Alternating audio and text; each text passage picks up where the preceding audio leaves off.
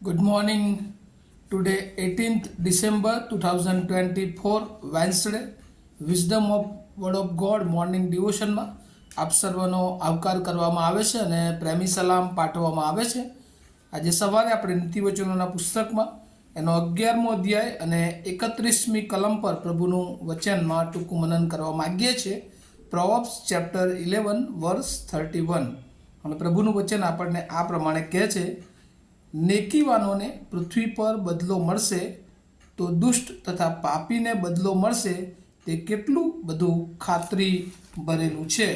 અને અહીંયા ESV બાઇબલમાં પણ આ પ્રમાણે લખવામાં આવ્યું છે, if the righteous is repaid on earth how much more the weak and the sinner.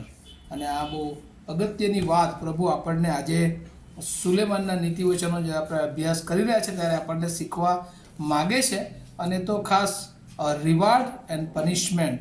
જો આપણે ન્યાયી જીવન જીવીએ છીએ, નેકી જીવન જીવીએ છીએ, તો પણ કહે છે કે આ પૃથ્વી પર એ ઘણી મુશ્કેલ પરિસ્થિતિઓ, સતાવણીઓમાંથી એ પસાર થવું પડશે. અને જે કંઈ આ પૃથ્વી પર કર્યું હશે એ બધાનો બદલો એ પૃથ્વી પર આપણે ભરવો પડશે.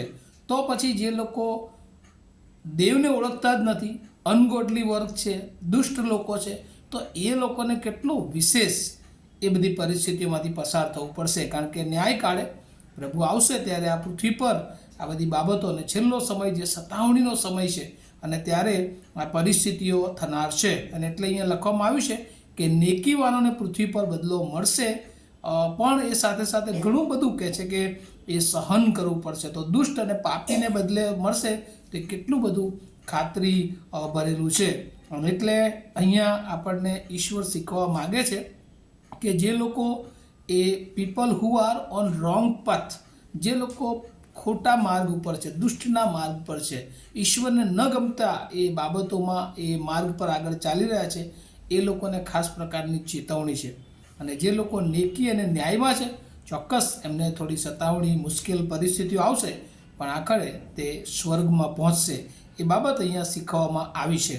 જો આપણે દાનિયેલનું પુસ્તક એનો 12મો અધ્યાય એની 3જી કલમમાં પણ જો જોઈએ તો ત્યાં પણ લખ્યું હશે કે નેકીવાનો પોતે તો આશીર્વાદિત થશે, પણ કહે છે કે નેકીમાં વાળી લાવનાર એ સદા સર્વકાળ એ તારાની માફક એ પ્રકાશશે. એવું દાનિયેલ એ 12 અને 3માં લખવામાં આવ્યું છે. યાકૂબ 5 અને 20માં જો આપણે જોઈએ તો ત્યાં લખવામાં આવ્યું છે કે જે લોકો પાપી છે એમને આડા માર્ગથી પાછા ફેરવનાર એ પાપના પુંજને ઢાંકશે. અને આ બધા આશીર્વાદો એ નેકીવાળોને મળશે. પહેલો પિતર 4 અને 18માં પણ લખવામાં આવ્યું છે, ન્યાયી માણસનો ઉદ્ધાર જો મુશ્કેલીથી થાય છે તો અધર્મી અને પાપીનું ઠેકાણું ક્યાં. અને એટલે આપણને ઈશ્વર આજે સવારેના વચનોમાંથી ચેતવણી આપે છે કે ચોક્કસ જે નેકીવાનો છે, ન્યાયી છે, જે લોકો પ્રભુ પર વિશ્વાસ રાખે છે એને બદલો મળશે જ, પણ એ બધી વિકટ પરિસ્થિતિમાંથી એમણે પસાર થવું પડશે. તો પછી દુષ્ટ કે જે લોકો પાપી જે છે, જે ઈશ્વરને ન ગમતા કામો કરે છે, ઈશ્વર પર વિશ્વાસ નથી, એ લોકોને કેટલો વિશેષ એ બદલો એ ચૂકવવો પડશે. એ બાબત અહીંયા નોંધવામાં આવી છે. લુક 23 અને 31માં પણ લખવામાં આવ્યું છે કે લીલા ઝાડને જો પ્રભુ આમ કહે છે તો સૂકા ઝાડને શું નહીં કરશે. અને એટલે લીલું ઝાડ હોય તો પણ એને વિકટ પરિસ્થિતિઓમાંથી તો પસાર થવું જ પડે છે, તો પછી સૂકા ઝાડની તો શું હાલત થશે. કારણ કે સૂકું ઝાડ એ આગમાં એ નાખ્યા સિવાય, નાશ સિવાય કોઈ એનું બાબત એના જીવનમાં રહેતી નથી. પણ લીલું ઝાડ છે જેનામાં ફ્રૂટ છે, તેમ છતાં એણે બધી સતાવણીઓ, મુશ્કેલીઓ, પરિસ્થિતિઓમાંથી પોતાને જાતને એ આશીર્વાદિત રીતે આગળ વધારવાને માટે એ રોજે રોજ એ પ્રભુની કૃપા, એ સહનશીલતા, એ નમ્રતા, એ પ્રભુએ આપેલા ગુણો એના જીવનમાં વધુને વધુ વૃદ્ધિ પમાડવા પડશે. અને ત્યાં લખ્યું છે કે પેનલ્ટી ફોર ધેર સિન. અને જે કંઈ એ ભલે નેકી હોય, ન્યાયી હોય, પણ જે કંઈ એણે પાપ કર્યા હશે એનો બદલો તેણે આ પૃથ્વી પર જ ચૂકવવો પડશે. મને લાગે આ નીતિવચનમાં આ બાબત પહેલી અને છેલ્લી વાર નીતિવચન સુલેમાનના નીતિવચનમાં નોંધવામાં આવી છે કે ભલે નેકી હોય, ન્યાયી હોય, પણ જો તેઓએ આ પૃથ્વી પર જે પાપ કર્યું છે એનો બદલો તેમણે આ પૃથ્વી પર જ ભોગવવો પડશે. અને અહીંયા આપણે જોઈએ છે કે ગણના, બાઇબલમાં ગણના એનો 20મો અધ્યાય અને એની 12મી કલમમાં જોઈએ તો મૂસા અને હારૂને એ પ્રભુ પર વિશ્વાસ રાખ્યો નહીં અને પવિત્ર માન્યો નહીં, અને એટલે યહોવાએ દેવે એમને કહ્યું કે જે દેશ મેં તેમને આપ્યો હતો તેમાં તેઓને તમે પહોંચાડશો નહીં. અને એટલે મૂસા અને હારૂનને માટે એ દેશમાં પહોંચાડવાનો જે આશીર્વાદ હતો એ એમની પાસેથી લઈ લીધો, કારણ કે એમણે પ્રભુ પર વિશ્વાસ રાખ્યો નહીં, ઈશ્વરને એ પવિત્ર માન્યો નહીં. અને એવું આપણે બીજો સમુએલ 12મો અધ્યાય એની 14મી કલમમાં એ દાઉદના જીવનમાં પણ જોઈએ છે. દાઉદે ઉરિયાની સાથે વ્યભિચાર કર્યો અને એનાથી બાળક જન્મ્યું, પણ કહે છે કે એ બાળક મરી જશે, કારણ કે એ પાપથી જન્મેલું બાળક હતું, અને એટલે એને ઈશ્વરે કીધું કે એ મરશે જ.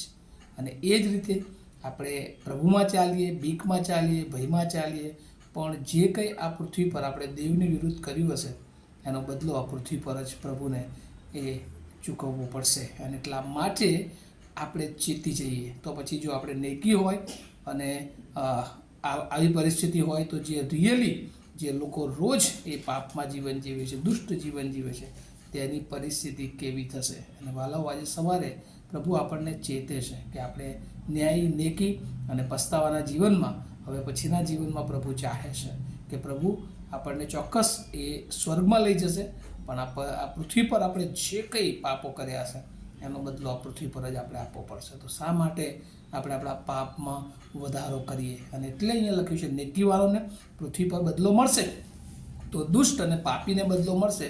તે કેટલું બધું ખાતરી ભરેલું છે. અને પ્રભુ આપણા જીવનને આજે સવારે ચેક કરવા માગે છે.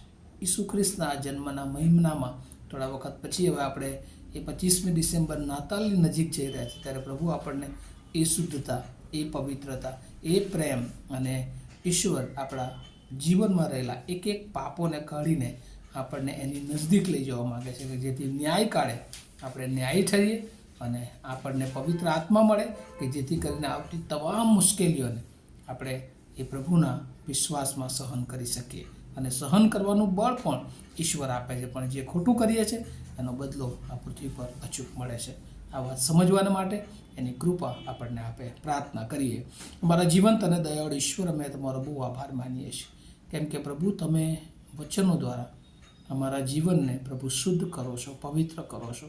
અમારાથી કોઈ એવી બાબત પ્રભુ છુપી રાખતા નથી. અને આજે તમે અમને જણાવ્યું અમે ન્યાયી, નેકીવાનું જીવન, તેમ છતાં જો અમારામાં પાપ છે, અમારામાં એ વર્તન છે જે તમને નથી ગમતું, અમે કર્યું છે, તો ચોક્કસ એનો આ પૃથ્વી પર અમારે બદલો આપવો પડશે.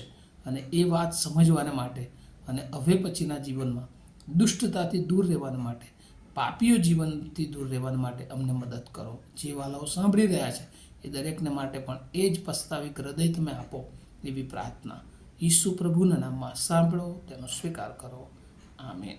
Have a nice day to all of you. Thank you.